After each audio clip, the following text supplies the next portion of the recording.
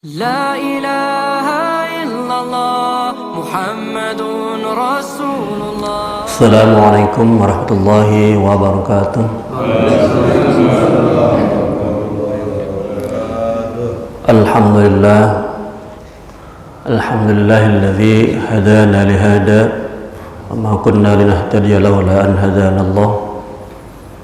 أشهد أن لا إله إلا الله وحده لا شريك له وأشهد أن سيدنا محمدا عبده ورسوله لا نبي بعده. اللهم صل وسلم وبارك على سيدنا محمد وعلى آله وصحبه ومن تبعهم بإحسان إلى يوم الدين. أما بعد، jamaah salat subuh rahimakumullah, segala puji marilah kita panjatkan kehadirat Allah Subhanahu wa taala. Alhamdulillahirabbil alamin, kita bisa berkumpul, bermuajahah, bertemu pada hari Ahad tanggal 13 Zulhijjah, atau ada yang duluan 14 Zulhijjah 1444 Hijriah. Insyaallah kita hadir di sini dalam kondisi sehat wal afiat, sehat jasmani maupun rohani, terus sampai minggu yang akan datang diberikan kesehatan untuk terus beribadah, kemudian menikmati rasa manisnya ibadah. Halawatul iman, inilah bukti sebagai salah satu manisnya iman. Salat dan salam mudah-mudahan selalu teriring kepada baginda Nabi besar Muhammad sallallahu alaihi wasallam. Mari semuanya kita mengikuti terus menerus tanpa henti kebaikan-kebaikan sunnah-sunnah beliau yang telah diajarkan, baik melalui kitab-kitab yang diturunkan oleh para ulama maupun qaul-qaul para ulama-ulama. Insyaallah selama kita mengikuti, karena ulama-ulama tadi yang disebutkan, kita akan menjadi hamba-hamba yang dekat, hamba-hamba yang cintai baik oleh Allah maupun Nabi Muhammad SAW. Jamaah salat subuh rahimakumullah, hari ini perkenankan saya dan izinkan saya untuk menyampaikan sekelumit materi. Mudah-mudahan ini bermanfaat, khususnya buat diri saya, umumnya buat jamaah sekalian. Materi hari ini adalah tentang iman kepada Allah, bagaimana menjaga dan meningkatkan keimanan tersebut. Iman dari kata dasar amana yu'minu imanan, percaya, yakin. Dalam Mu'jam At-Ta'rifat karangan Imam Al-Jurjani, beliau menyebutkan bahwa dalam segi bahasa iman adalah at-tasdiqun bil qalb. Iman itu meyakini, membenarkan dengan hati, itu iman. Walaupun mulutnya tidak mengucapkan, melafazkan, tapi ketika hatinya meyakini dan membenarkan bahwa Allah itu Maha Esa, tidak ada sekutu baginya, maka itulah iman secara bahasa. Secara syarak istilah, iman adalah al-i'tiqadu bil qalbi, meyakini dengan hati, kemudian wal iqraru bil lisan, mengucapkan dengan lisan. Jadi ada dua. Yang pertama meyakini dalam hati, yakin bahwa Allah itu Maha Esa, tidak ada Tuhan selain Allah. Kemudian iqrar, mengucapkan dengan lisan, asyhadu an la ilaha illallah wa asyhadu anna sayyidina Muhammadur Rasulullah. Itu beriman. Jadi kalau yakin saja dalam hati, tidak iqrar, tidak mengucapkan, belum disebut iman. Kalau dari segi bahasa sudah masuk, meyakini dalam hati bahwa tiada Tuhan selain Allah, Muhammad Rasulullah, itu sudah masuk, tapi tidak dilafazkan, masih belum. Tadi kan secara bahasa yang cuma meyakini dalam hati. Secara syarak, secara istilah, secara definisi yang panjang yang lengkap, i'tiqadu bil qalb, meyakini dalam hati bahwa Tuhan Allah, Muhammad Rasulullah. Kemudian tiqrar, ada pelafazan. Makanya kalau ada yang mau masuk Islam, syahadat, karena dalam hatinya sudah ada keyakinan bahwa Tuhan tidak Tuhan selain Allah, Muhammad Rasulullah. Yang perlu adalah dilafazkan, kemudian ada saksinya. Kemudian ada beberapa turunan dari iman tadi. Apa turunannya? Man syahida wa amila wa lam ya'taqid fahuwa munafiq. Barang siapa yang dia bersaksi, syahadat, sholat, kemudian wa amila, kemudian melakukan amal-amal soleh, walam ya'taqid, tapi tidak meyakini dalam hatinya. Dia sholat, puasa, haji, syahadat, mengucapkan syahadat, tapi dalam hatinya nggak yakin, fahuwa munafik, maka itulah orang-orang munafik. Dia dalam hatinya tidak beriman, tapi dalam lisannya mengatakan saya beriman. Kemudian yang kedua, turunan iman atau tidak, man syahida wa man syahida lam ya'mal wa'taqid fahuwa fasiqun. Orang yang kedua adalah orang yang bersaksi, mengucapkan, melafazkan bahwa tidak Tuhan selain Allah dan Muhammad Rasulullah, kemudian tidak beramal.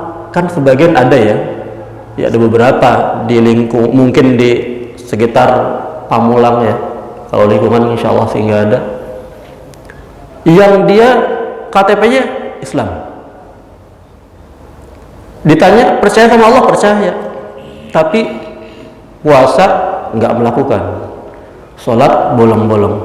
Nah ini fasik, rusak, tapi tetap beriman, dianggap sebagai orang beriman, cuma fasik, orang yang rusak. Ya rusak ya perlu diperbaiki, amaliyahnya yang dilengkapi ya. Bukan keimanannya. Keimanannya sudah yakin, i'tiqadnya dalam hatinya yakin bahwa tidak Tuhan selain Allah, kemudian dia ikrar juga, melafazkan juga, tapi amalnya adalah seperti amaliyah yang bukan dalam agama Islam. Itu adalah orang yang fasik. Kita insya Allah pada ciri yang ketiga,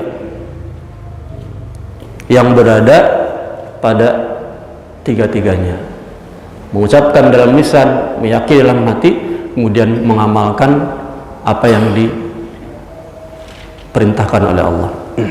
Nah, kalau yang dua-duanya, waman akhalla bisyahadah fahuwa kafir. Barang siapa yang dia tidak bersyahadat walaupun meyakini, ya disebut kafir. Belum bersyahadat, belum mengucapkannya. Ingkar, kafir itu ingkar. Dia mengingkari akan kebenaran. Makanya kafir nanti turunannya banyak. Kafir itu bukan hanya non muslim, bukan, tapi itu juga dia tidak berpuasa, tidak sholat, maka kafir. Ingkar sholat, tapi bukan ingkar dalam kafir, bukan dalam arti non Islam atau non muslim. Nah, kemudian iman dibagi menjadi 5 menurut Imam Ad-Durjani. Al-imanu ala khamsati aujuh.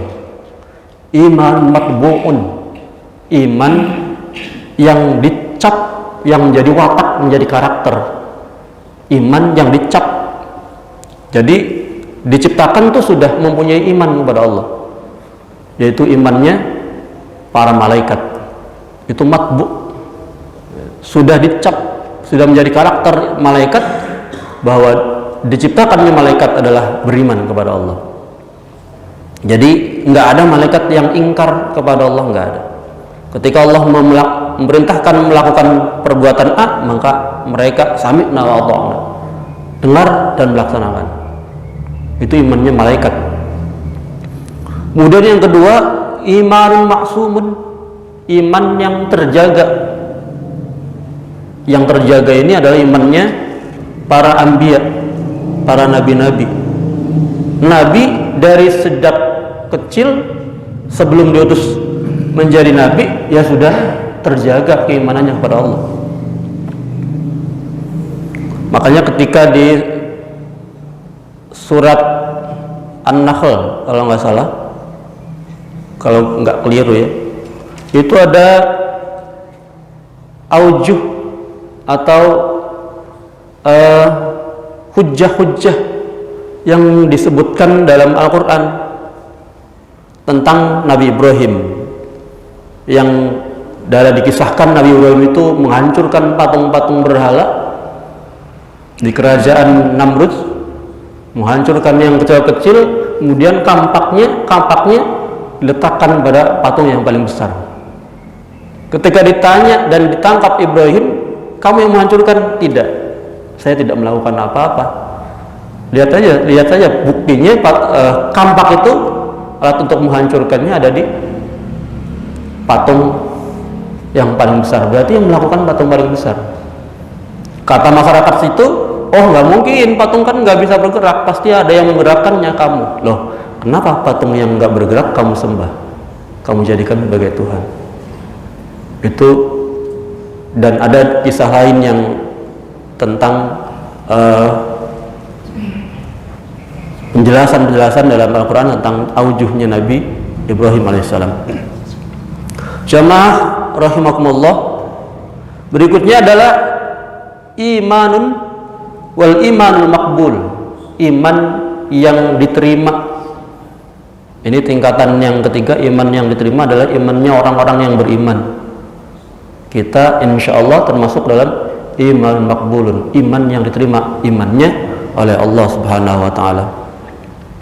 Kemudian berikutnya wal imanul mauquf, iman yang ada ragu-ragu. Ini imannya mubtadi'in, orang-orang yang dalam kitab ini disebutkan orang-orang yang melakukan bid'ah. Nah, nanti penjelasannya insya Allah di lain berikutnya ya. Kemudian wal iman yang terakhir, wal iman mardud, iman yang tertolak. Beriman tapi ditolak, mengaku dalam lisannya beriman tapi ditolak oleh Allah, ini imannya munafik, orang-orang yang munafik. Jamaah salat subuh rahimakumullah, kita lebih dalam masuk kepada iman kepada Allah. Apa tuh iman? Tadi sudah disebutkan. Iman itu bukan hanya yakin, bukan hanya percaya, tapi iman adalah selalu membenarkan Allah Subhanahu wa Ta'ala, selalu menilai baik kepada Allah, selalu berhusnuzon kepada Allah, selalu tidak ragu atas kebenaran Allah, selalu tidak protes atas apa yang menimpa kita kepada Allah, tidak, dan juga selalu tidak mempertanyakan ketika terjadi sesuatu yang negatif, jelek menurut kita, itu mempertanyakan, ya Allah kenapa begini kepada Allah. Itu iman. Jadi kalau ada masih keraguan, masih bersuuzon kepada Allah, masih protes ketika diberikan musibah kepada Allah, berarti imannya belum kamil, belum sempurna. Iman itu perlu diuji, dan jelas dalam surat Al-Ankabut ayat 2 dan 3 Allah menyebutkan, a'udzubillahi minasyaitonirrajim, ahasiban nasu ayyutraku ayyaqulu amanna wa hum la yuftanun walaqad fatanna alladzina min qablihim fala ya'lamanna Allahu alladzina shadaqu wa la ya'lamannal kadzibin. Kata Allah, ahasiban nasu ayyutraku, apakah manusia mengira dia akan dibiarkan setelah berkata kami amanna, kami telah beriman, sedang mereka tidak diuji? Pasti diuji. Orang-orang beriman ujiannya bukan hanya dari segi materi, ada uang nggak punya uang, ada harta nggak punya harta, Ada keturunan, nggak ada keturunan, ada rumah, nggak ada rumah, bukan hanya itu. Tapi seluruh jasad tubuhnya diuji, akalnya, pikirannya diuji, mentalnya diuji, keimanannya juga diuji. Jadi ketika sudah mengucapkan aku beriman kepada Allah, ya Allah akan uji dengan ujian-ujian yang berbagai macam.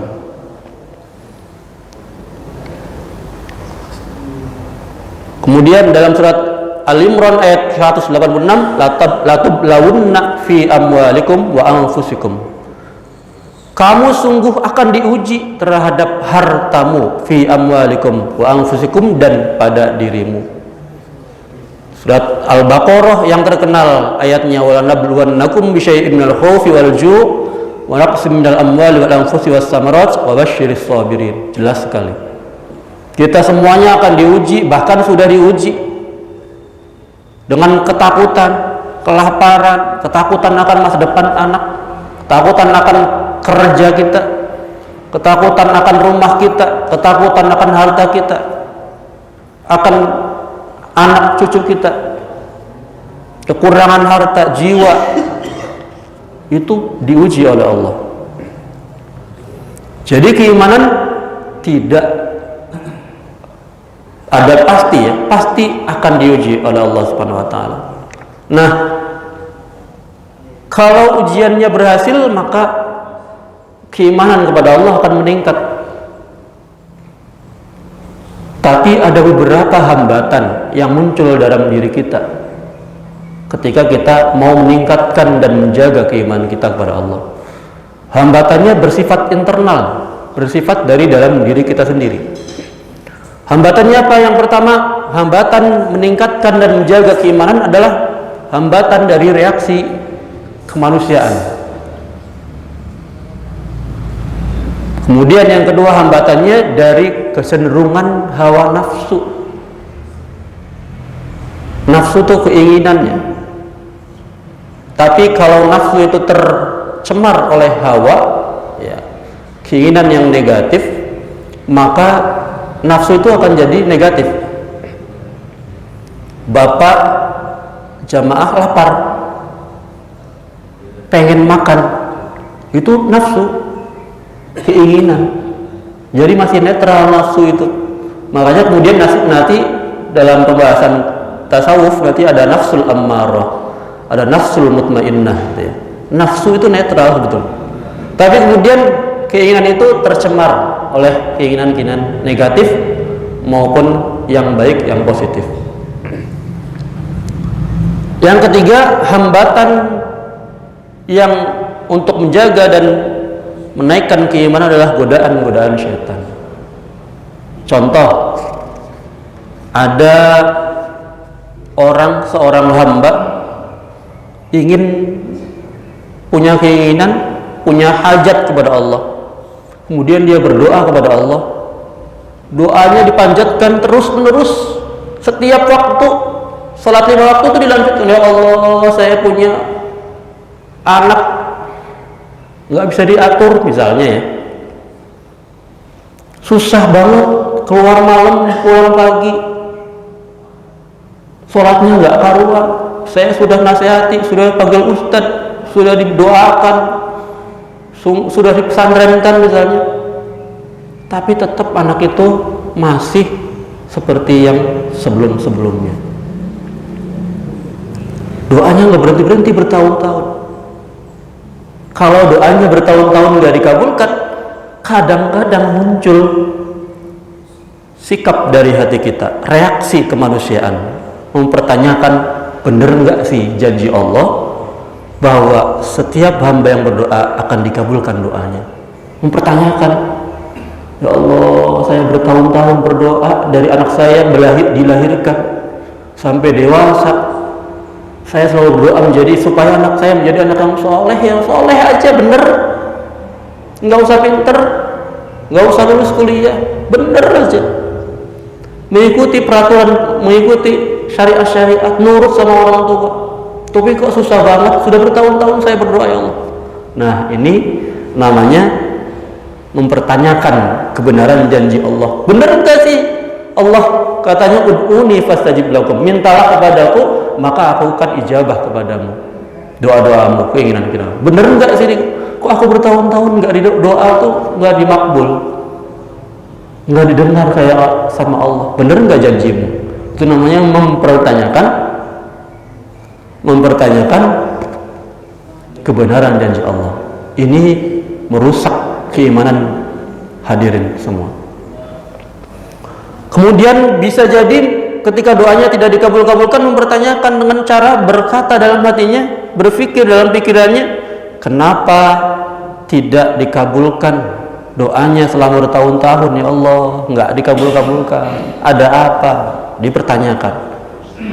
Kemudian kalau bertanyanya introspeksi boleh, tapi kalau mempertanyakannya menyalahkan nggak boleh. Kenapa ya? Kalau ditanya, yang mempertanyakannya kenapa doa saya nggak dikabulkan nih? Apa saya kurang sodako? Nah itu introspeksi tuh. Apa saya kurang sholat malam? Apa saya kurang sholat sunnahnya? Itu introspeksi, itu bagus. Tapi kalau mempertanyakan Allahnya, ya Allah apakah engkau nggak sayang sama anak saya, nggak sayang sama saya? Itu mempertanyakan rahmat, sifat Rahman dan Rahimnya Allah. Kemudian ada juga yang putus asa. Dalam kasus yang tadi ya, doanya nggak dikabul-kabulkan. Lah ya sudahlah, kalau begini saya nggak perlu berdoa lagi kepada Allah. Soalnya doanya sepertinya nggak dikabulkan oleh Allah. Nah ini bahaya nih kalau begini, udah putus asa. Lah nggak usah doa lagi, biarin aja anak saya begitu. Ini namanya putus asa. Semuanya adalah muncul perkataan-perkataan, pertanyaan-pertanyaan dalam batin begitu adalah muncul dari reaksi kemanusiaan, dari hawa nafsu dan dari godaan-godaan syaitan. Dan reaksi semacam ini berpengaruh besar untuk merusak dan mengurangi keimanan kita kepada Allah. Dan itu susah mempertahankan hal-hal yang begitu. Kemudian ada contoh yang kedua. Misalnya nih ada hamba yang diuji sakit yang bertahun-tahun tidak sembuh. Hamba ini berusaha untuk ke dokter, ke tabib, ke ahli medis dan yang lainnya, mengikuti instruksi-instruksi mereka, meminum obat, menjaga kesehatan, menjaga makan, pola tidur dan yang lainnya, berdoa terus-menerus supaya diberikan kesembuhan. Tapi bertahun-tahun hamba ini sakitnya tetap tidak sembuh. Muncul pasti, dan nggak pasti juga sih, kemungkinan reaksi kemanusiaan kita akan muncul, hawa nafsu kita akan muncul, bertanya dalam hati kita, ya Allah kenapa engkau menguji sakit kepadaku, tidak sembuh-sembuh, ya Allah kenapa nggak sembuh-sembuh, kenapa ujian sakit ini menimpa saya terus-menerus, kemudian kenapa sakitnya penyakit ini dirasakan terus-menerus oleh saya, merasa sakit nih bertahun-tahun, ya Allah enggak dikabulkan doa saya. Ini mana letak kasih sayang Allah? Mempertanyakan kebenaran dari dan kepercayaan kepada Allah Subhanahu wa taala. Sifat Rahman dan Rahimnya Allah dipertanyakan.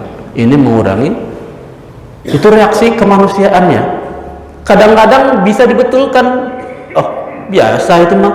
Kalau orang sakit nggak sembuh-sembuh minta doa, kemudian dia berkata, saya kok nggak sembuh-sembuh dok, atau dia bahkan bukan ke dokter, ke Allah, ya Allah kok nggak sembuh-sembuh, saya sudah berusaha demikian kerasnya, tapi nggak sembuh-sembuh, ya Allah engkau kan maha penyembuh, kenapa engkau tidak menyembuhkan aku?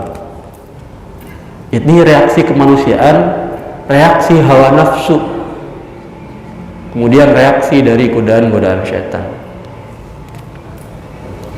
Yang berikutnya ada seorang hamba yang ingin bepergian, misalnya pulang kampung, dia berdoa sebelum pulang kampung dalam mobil, ya Allah mudah-mudahan saya diberikan keselamatan di jalan raya sampai ke rumah, kemudian balik lagi nyampe rumah lagi. Ternyata setelah berdoa khusyuk sebelum berangkat, itu di jalan kecelakaan. Nauzubillah. Di jalan kok kecelakaan, kemudian langsung protes tuh, dalam reaksi kemanusiaan, hawa nafsunya langsung protes, Ya Allah, ini kenapa saya udah berdoa capek-capek sebelum berangkat, tapi kok kenapa tetap kecelakaan? Kenapa tetap terjadi kecelakaan? Namanya ini mempertanyakan sifat dari Allah Subhanahu wa taala. Pernyataan ini yang contoh-contoh tadi kelihatannya biasa-biasa saja. Tapi kalau pernyataan itu diucapkan oleh hati kita, kemudian menghadapi reaksi kemanusiaan, hawa nafsu, godaan setan, maka akan kemudian itu mempengaruhi nilai atau kualitas keimanan kita kepada Allah. Nah, caranya bagaimana ketika ada kejadian-kejadian 3 tadi? Doa tidak dikabul-kabulkan, yang pertama. Kemudian yang kedua, sakit nggak disembuh-sembuhkan sama Allah. Yang ketiga, sudah berdoa mau pergi diberikan kecelakaan oleh Allah. Cara berpikirnya dibalik menjadi berpikir positif kepada Allah, husnuzan. Ketika ada pikiran, oh ya Allah nggak baik nih, nggak sayang sama saya, oh bentar, dalam hati dan pikirannya berkata, pasti ini kejadian begini, kejadian ini ada hikmahnya. Sakit saya terus menerus, itu sama seperti sakitnya Nabi Ayub yang dia bertahun-tahun, puluhan tahun sakit. Nabi Ayub sakit kuat, tetap beriman pada Allah. Saya juga tetap kuat, bahkan merasa bahwa saya sakit itu karena Allah sedang menghapus dosa-dosa saya selama bertahun-tahun. Itu harus ada muncul keyakinan begitu tuh, dimunculkan, ditimbulkan. Oh saya sakit, oh iya saya banyak dosanya nih waktu muda nih, saya sedang dihapus dosanya sedikit-sedikit sama Allah. Bertahun-tahun saya sakit, ya Alhamdulillah. Orang-orang yang hebat adalah mengucapkan Alhamdulillah bukan saat gembira dan diberikan rezeki, diberikan kenikmatan. Orang-orang ulama-ulama yang soleh, para kekasih Allah, mengucapkan hamdalah, alhamdulillah dalam hati dan lisannya itu ketika mendapatkan ujian. Kebakaran rumahnya itu alhamdulillah. Pak Haji rumahnya kebakaran, alhamdulillah. Pak Haji anaknya tertabrak, alhamdulillah. Itu mengucapkan alhamdulillah spontan dalam hatinya, bukan mendapatkan kenikmatan, tapi ujian itu alhamdulillah.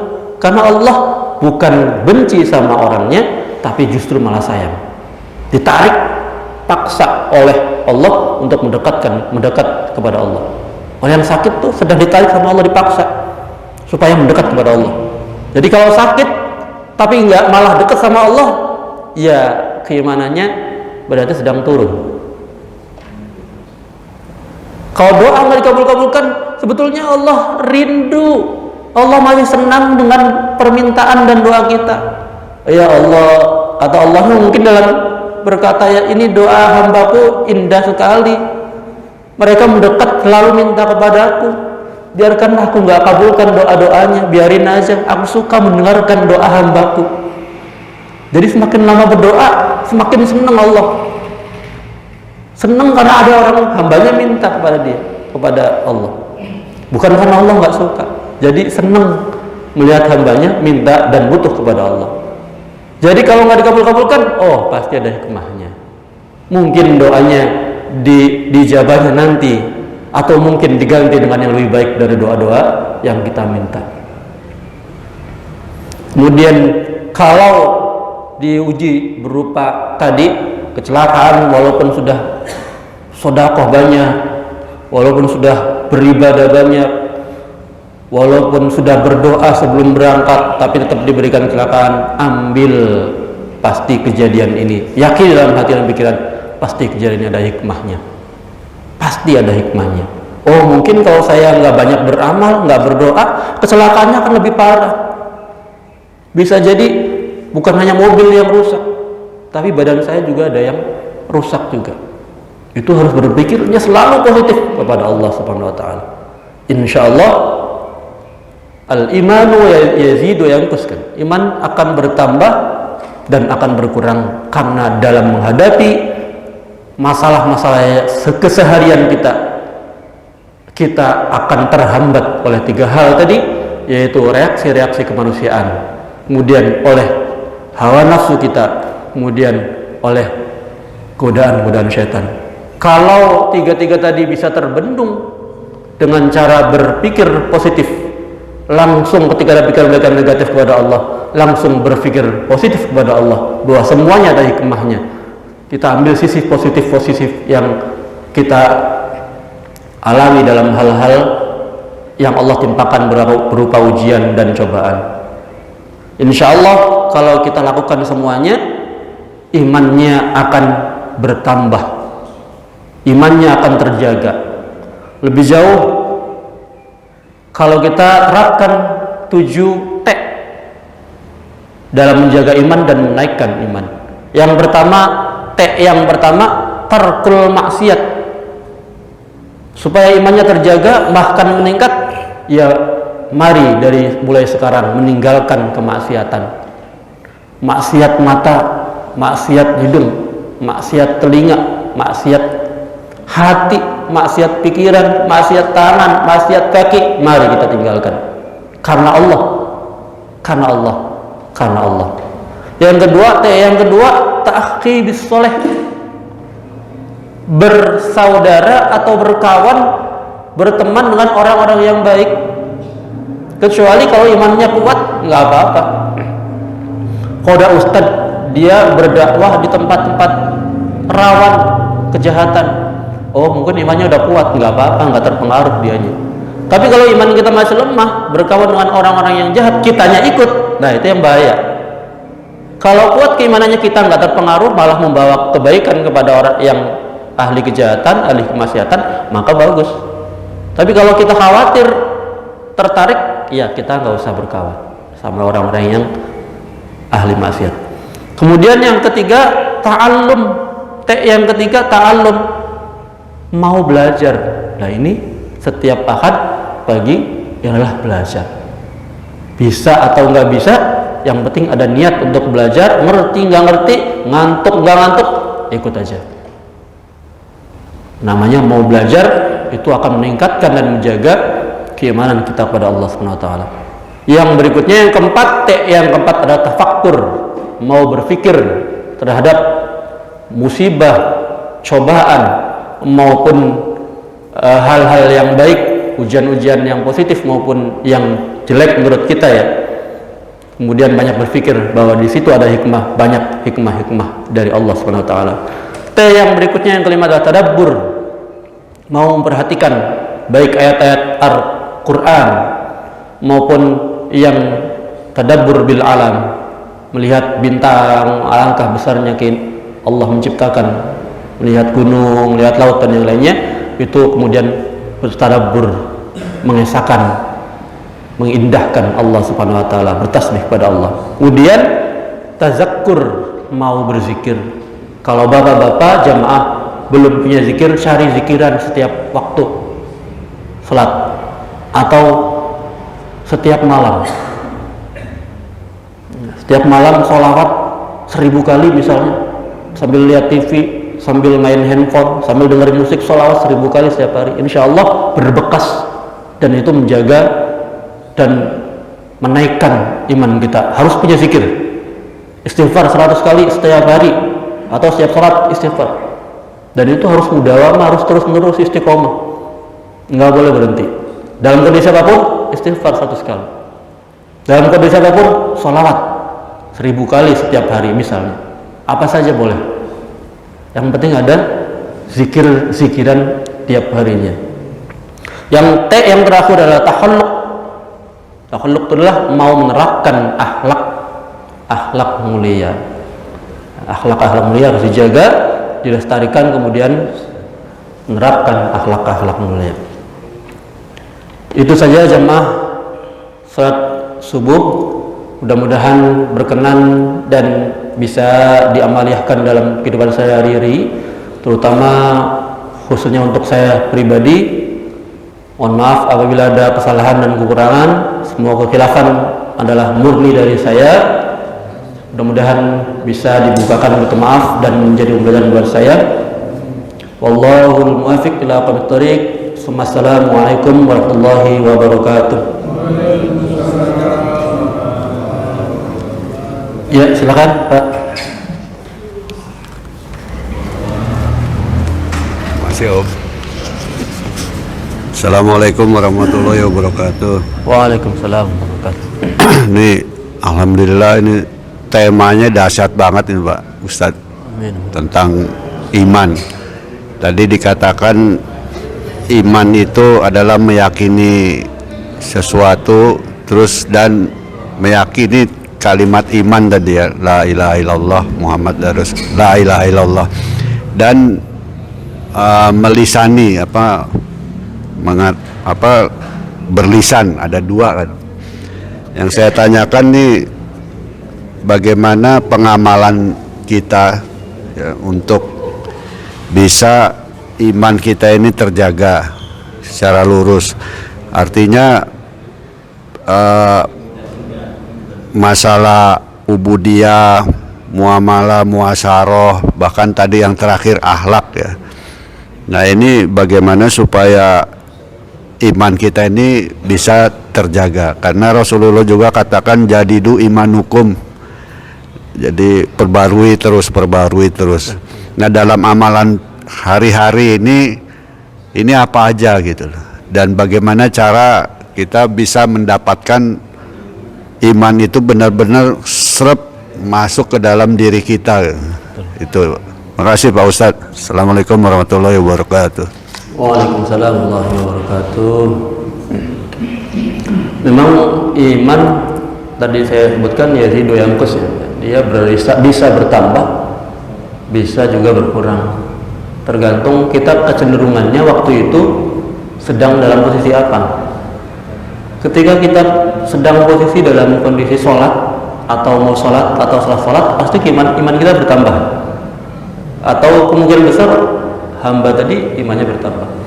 Walaupun ada juga yang sholat itu ya sekedar menunaikan kewajiban, menggugurkan kewajiban, setelah itu selesai udah, hanya menjalankan kewajiban. Nah, iman-iman yang Bapak lebih kembali ke pribadi. Kalau Bapak itu menganggap ketika saya berzikir tasbih diputar, itu iman saya bertambah, ya lakukan setiap waktu, setiap detik, bahkan tanpa tasbih. Subhanallah, astagfirullah, astagfirullah. Itu imannya menganggap oh ini cara yang jitiun, cara yang pas buat saya untuk iman saya bertambah, selalu bertambah. Ya itu lakukan. Kalau dengan baca Quran merasa lebih serem, oh saya ini kalau baca Quran ya Allah, kalau bahasa orang Jawa berbes milih, itu keluar air mata, ngerti nggak ngerti keluar aja air mata, karena kita membaca firman Allah, kalamullah itu ya Allah terharu, saya nangis.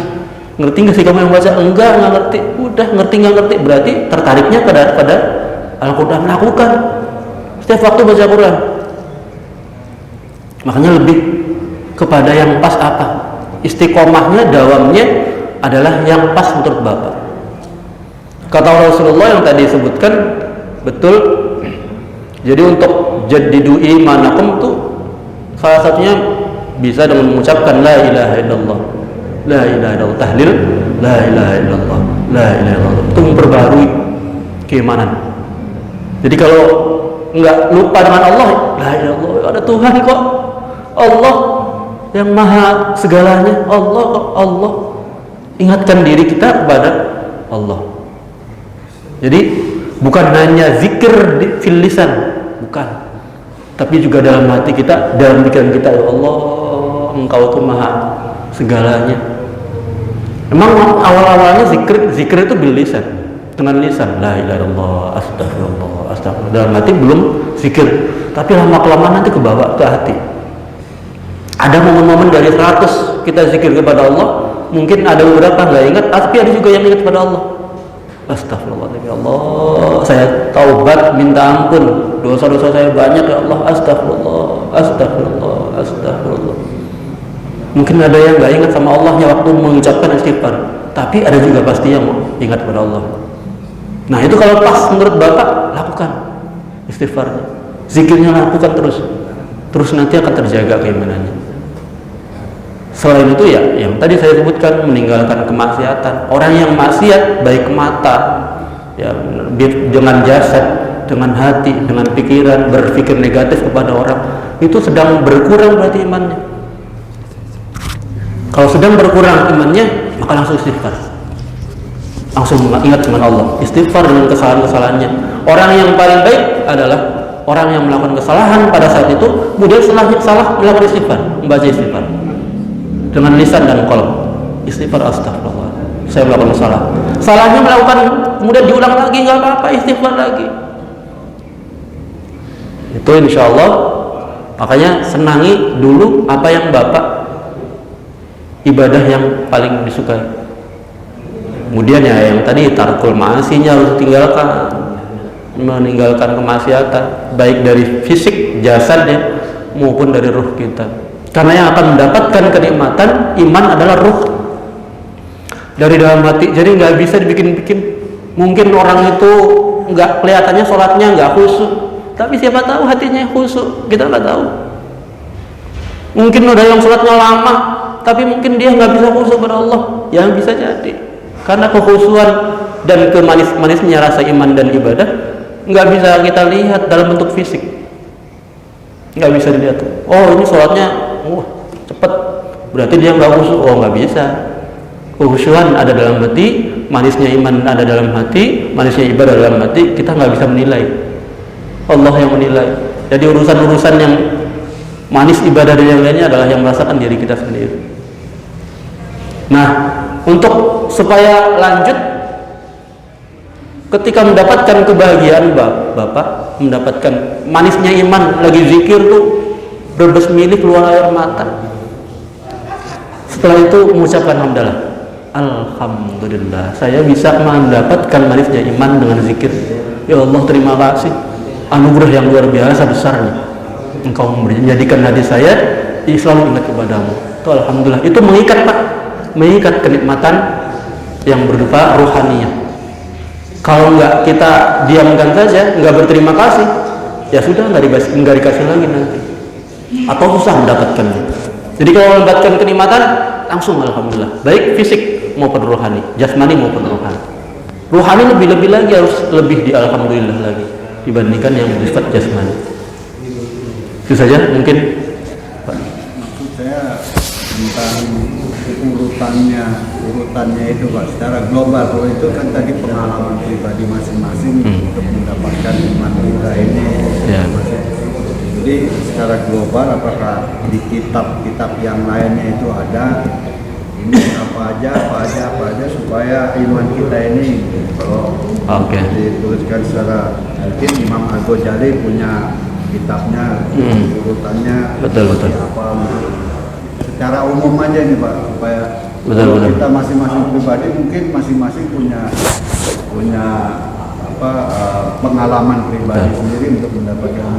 Nah ini secara global maksud saya. Iya, untuk menjaga dan menaikkan keimanan mungkin ulama beda-beda ya, tapi dalam intinya sih secara global ada kesepakatan. Ya yang paling pertama pasti tarkul maksiat, meninggalkan kemaksiatan, itu pasti itu.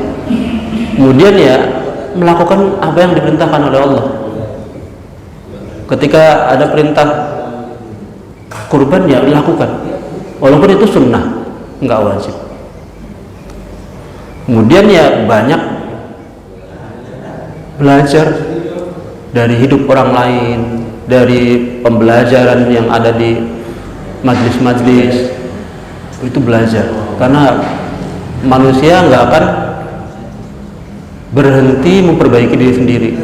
Dalam usia 80 tahun, 60 tahun nggak bisa. Belajar dawam itu selamanya itu sampai ilalah itu adalah maksudnya diri, begitu, memperbaiki diri sendiri. Belajar memperbaiki diri sendiri. Pasti kita punya banyak kejelekan, banyak hal yang merusak ya, yang jelek ya. Nah itu belajar memperbaiki diri sendiri dari diri kita sendiri. Insya Allah sih 3 itu tadi semua ulama kan sama ya. Maksiat ditinggalkan, menjalankan ibadah, kemudian tadi dari diri sendiri, mulainya melakukannya, belajar. Kemudian ya akhlaknya, berakhlak dengan Allah dengan akhlak yang baik, kepada manusia, kepada alam dengan akhlak yang baik. Insyaallah itu menjadikan kita terjaga iman kita, bahkan terus naik derajat keimanan kita. Insyaallah. Wallahu a'lam. Ya, terima kasih Ustaz. Assalamualaikum warahmatullahi wabarakatuh. Waalaikumsalam. Saya mendengar yaitu bahwasanya imannya orang ini naik turun. Jadi imannya hamba ini naik turun. Kalau imannya Nabi naik terus, imannya malaikat datar. Yang menjadi pertanyaan saya, bahwa iman ini bertingkat-tingkat. Taruhlah misalnya tingkat 1 sampai tak terhingga. Mohon penjelasan lebih selanjut. Terima kasih. Assalamualaikum warahmatullahi wabarakatuh. Waalaikumsalam. Memang betul Pak, iman bertingkat-tingkat ya. Tadi yang saya sebutkan itu saya mengutip dari Imam Al-Jurjani. Ada imannya para malaikat, ada imannya para nabi, ada imannya para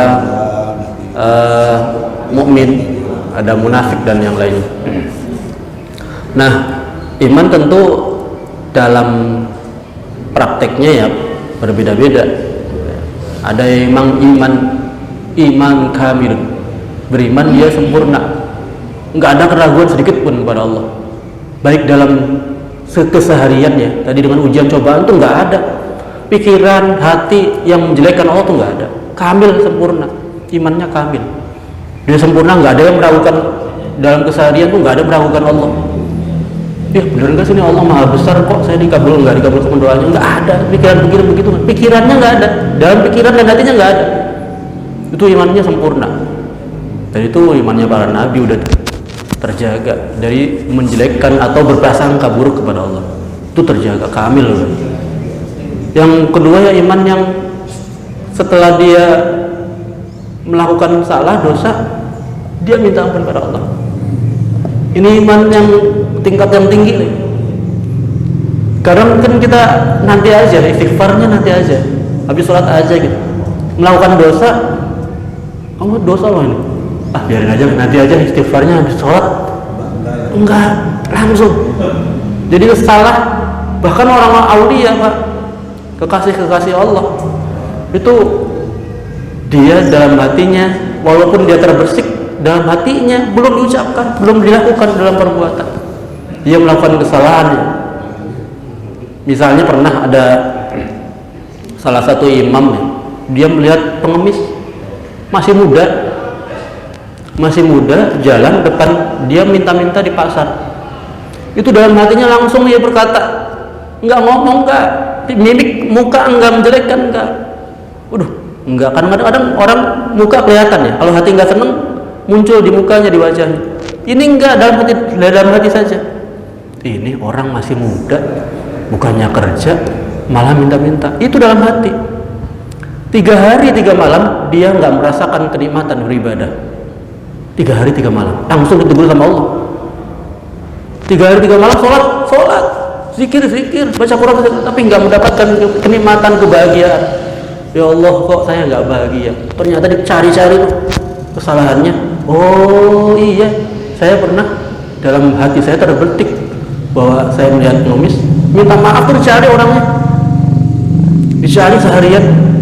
Setelah dia merasa salah, saya cari seharian, saya minta maaf. Saya telah berpikir dalam hati saya bahwa engkau adalah orang yang, padahal dia ternyata nelayan. Mungkin dia lagi ada ombak besar, dia nggak makan buat keluarganya, terpaksa untuk dia minta-minta. Aslinya nelayan. Jadi ketika ketemu, dia sedang nelayan, mungkin ombaknya sudah kecil lagi. Nah, itu berpikir negatif atau yang melakukan maksiat langsung minta maaf atau istighfar. Itu yang paling tidak kita itu, kalau kamil nggak mungkin. Ya itu melakukan maksiat dalam hati sekalipun itu mempengaruhi sekali Pak. Apalagi jelas dalam bentuk jasad ya. Matanya maksiat, mulutnya maksiat, ngomongin orang, dengerin orang yang ngomongin jelek orang lain, ikutan ngomongin, nulis, ngetik di media sosial, jelekan orang lain, itu jelas tuh berpengaruh pada hati kita, kotor hatinya. Di dalam hati saja yang kita berpikir negatif kepada kepada manusia dan Allah, itu ada titik nodanya, apalagi yang sudah di dalam bentuk tulisan, perkataan, perbuatan dan yang lainnya, itu jelas sekali. Maka tinggalkan itu, kemudian istighfar banyak. Udah banyak nih kumpul semuanya dosa, istighfar sebanyak-banyaknya. Kurang lebih itulah. Mudah-mudahan bisa diterima. Allah. Kayak bumbu hati itu Pak ya. Ya. Bumbu hati ada 5